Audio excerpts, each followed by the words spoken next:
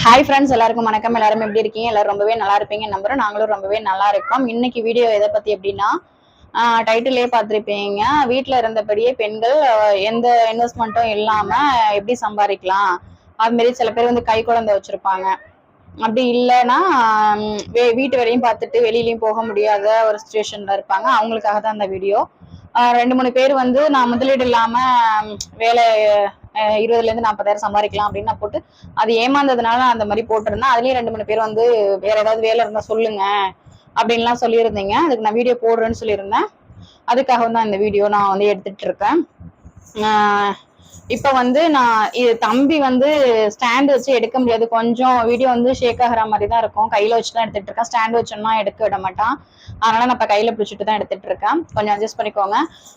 இப்ப ஃபர்ஸ்ட் வந்து ஒண்ணு என்னன்னா, உங்கள்ட்ட தையல் மிஷின் இருக்கு அப்படின்னு வச்சுக்கோங்களேன். நீங்க வந்து சுடிதாரு ஒரு நிமிஷம் சுடிதாரு, அதுக்கப்புறம் பிளவுஸு அந்த மாதிரிதான் தச்சுதான் நீங்க சம்பாதிக்கணும் அப்படிங்கறதெல்லாம் கிடையாது. ஒரு மிஷின் இருந்துச்சு அப்படின்னாலே இந்த கிழிஞ்ச துணிலாம் இருக்கு தெரியுமா?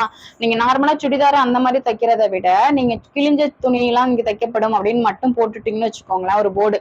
அப்படி இல்லை வீட்டுல வந்து உங்களுக்கு பக்கம் பக்கத்துல உள்ளவங்க இந்த மாதிரிலாம் நான் தச்சு கொடுக்குறேங்கிற மாதிரி இருந்துச்சுனாலுமே நல்ல காசு வருங்க. நான் வந்து நிறைய எங்க தெருவுலயே என்ன பண்ணுவாங்கன்னா, நான் ஊர்ல இருக்கிறப்ப ஒரு பையன் வந்து மெஷினை வந்து சைக்கிள் பின்னாடி வச்சுட்டு வந்துருவான்.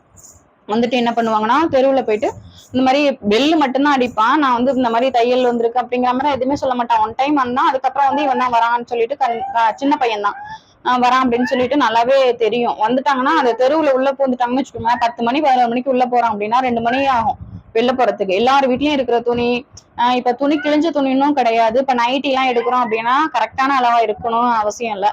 கரெக்டாவும் இருக்காது. சப்போஸ் கை பிடிக்கிறோம் இல்ல கீழே மடக்கி வச்சு அடிக்கிறோம் அப்படின்லாம் வச்சுக்கோங்களேன், அதுக்கு எல்லாமே வந்து ரொம்ப கூட காசு தேவையில்ல. உங்க வெளியில வந்து இப்ப ஒரு நைட்டி நான் கொடுத்துருக்கேன். லாஸ்ட் டைம் வந்து 2 நைட்டி வந்து அடிக்கிறதுக்கு கொடுத்தேன். 2 நைட்டிக்கு வந்து 50 100 ரூபா வாங்கிக்கிட்டாங்க.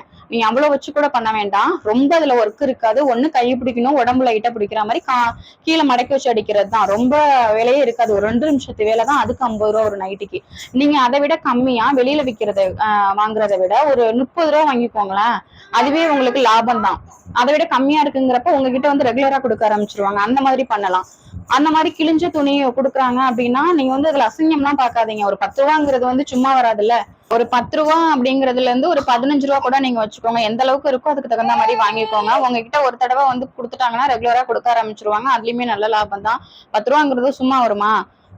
அதெல்லாம் அசிங்கப்படலாம் இது பண்ணாதீங்க. உங்கள்கிட்ட சப்போஸ் மெஷின் இல்லை அப்படின்னா ஒரு இன்ஸ்டால்மெண்ட்லயாவது ஒரு மெஷின் வாங்கி போட்டுக்கோங்க. இது வந்து நல்ல லாபம். சப்போஸ் உங்களுக்கு ஓரடிக்கிறதுக்கு இதுக்கெல்லாம் தெரியல அப்படின்னா இப்பெல்லாம் யூடியூப்ல நிறைய வந்து தையல் எல்லாம் கத்துக் கொடுக்குறாங்க.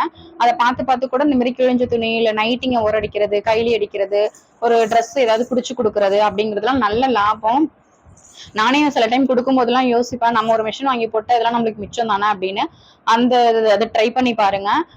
அதுக்கப்புறம் அது இல்லை அப்படின்னா என்ன பண்றீங்கன்னா, இட்லி மாவு வந்து அரைச்சு விற்கிறதுமே பண்ணலாம். மற்ற ஒரு ஈவினிங் டயத்துல கொண்டு போயிட்டு வச்சுட்டீங்கன்னு வச்சுக்கோங்களேன், நல்ல சேல்ஸ் ஆகும்.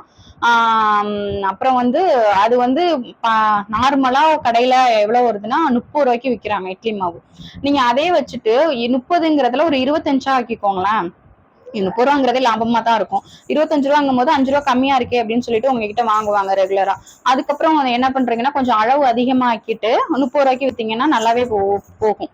ரெகுலரா உங்கள்கிட்ட யூஸ் பண்ணி வாங்கிட்டாங்க நல்லா இருக்கு அப்படின்னா அதுக்கப்புறம் கண்டினியூவா உங்கள்கிட்ட தான் வாங்குவாங்க. அந்த மாதிரி ட்ரை பண்ணி பாருங்க. இட்லி மாவு அரைச்சு விற்கலாம். அந்த மாதிரி என்ன பண்றீங்கன்னா, ஈவினிங்ல வந்து ஸ்நாக்ஸ் விற்பாங்கல்ல, பஜ்ஜி போண்டா அதுக்கப்புறம் வடை, அந்த மாதிரி உங்களுக்கு செய்ய தெரியும், நல்லா செய்வீங்க அப்படின்னாலுமே அதை வந்து நீங்க அங்கதான் போய் செய்யணுங்கிறதுலாம் கிடையாது. ஃபர்ஸ்ட் பழக்கிற வரையும் வீட்டுல செஞ்சு ஓரளவுக்கு ரொம்ப, ஏன்னா ஃபர்ஸ்ட் எடுத்ததுமே நிறைய பேர் வாங்க மாட்டாங்க எப்படி இருக்கும்ட்டு. ஃபர்ஸ்ட் கொஞ்சம் கொஞ்சமா செஞ்சு வியாபாரம் பண்ணுங்க. அது நல்ல பிக்கப் ஆயிடுச்சுன்னா அதுக்கப்புறம் நீங்க அங்க கடத்தரு அந்த மாதிரி ஒரு இடத்துல போயிட்டு நீங்க போட்டு தள்ளுவண்டி வச்சு போட்டீங்க அப்படின்னா நல்ல வியாபாரம் ஆகும். இங்கேயுமே அந்த மாதிரி ஒரு கடை ஒரு தாத்தா தான் வச்சிருக்காங்க. நல்ல வியாபாரம் ஆகுதுங்க. ஒரு தடவை 2 தடவை வாங்கி சாப்பிட்டுருக்கோம். அதுக்கப்புறம் ரெகுலரா அங்கதான் வாங்கி சாப்பிடுவோம். நம்ம செய்யறது பிடிச்சு போயிடுச்சுன்னா ரெகுலரா வந்து வாங்கி சாப்பிடுவாங்க. அதுலயுமே நல்ல லாபம். இந்த வடை பஜ்ஜிலாம் 8 ரூபா 10 ரூபாய்க்கு விற்கிறாங்க. நீங்க வந்து ஒரு 2 ரூபா 1 ரூபா அந்த மாதிரி ஒரு 2 ரூபா கம்மி பண்ணீங்கனாலே போதுமே. அதுவுமே நல்ல லாபமா இருக்கும் உங்களுக்கு. அந்த மாதிரி பண்ணுங்க. அதுக்கப்புறம் வந்து என்ன பண்றீங்கன்னா குழம்பு வைக்கலாம். குழம்பு வந்து சில பேர் வீட்டுல என்ன பண்ணா சாதம் வடிக்கிறாங்க அப்படின்னா குழம்பு வைக்கிறது கொஞ்சம் கஷ்டமா இருக்கு, இல்ல வயசானவங்க இருக்காங்க அவங்களால பண்ண முடியல அப்படின்னா வந்து குழம்பு வாங்கிட்டு போவாங்க. ஃபர்ஸ்ட் ஒரு 2 குழம்பு அந்த மாதிரி வந்து வித்துருங்க. ஈவினிங் டைம்லயோ இல்ல பகல்லையோ ஏதாவது ஒரு இடம் வந்து ஃபிக்ஸடா வச்சுக்கிட்டு அங்க வந்து குழம்பு வச்சுக்கிட்டு ஒரு கவர்ல வச்சிருப்பாங்க. அந்த கவர் வந்து இது எல்லாமே நான் வந்து பார்த்திருக்கேன் நிறைய இடத்துல, அதனால இதெல்லாம் நான் சொல்றேன். 10 ரூபா 15 ரூபா அப்படின்னு சொல்லிட்டு விற்பாங்க. கண்டிப்பா குழம்புலாம் நல்லா ஓடும்.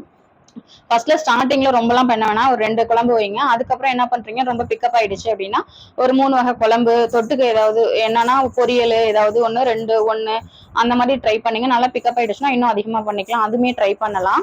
அந்த மாதிரி நீங்க வந்து சமைச்சும் கொடுக்கலாம். வயசானவங்க எல்லாம் இருக்காங்க அவங்களால சமைக்க முடியல அப்படின்னா அந்த மாதிரி நிறைய பேர் இருக்காங்க, அந்த மாதிரி இருக்கிறாங்க அப்படின்னா அவங்களுக்கு நீங்க சமைச்சும் கொடுக்கலாம். என்ன பண்ண போறீங்க, நீங்க சமைக்கிறதோட சேர்த்து அவங்களுக்கும் சமைக்க போறீங்க, அவ்வளவுதான். மாசம் இவ்வளோ அப்படின்னு சொல்லிட்டு நீங்க பேசிக்கோங்க.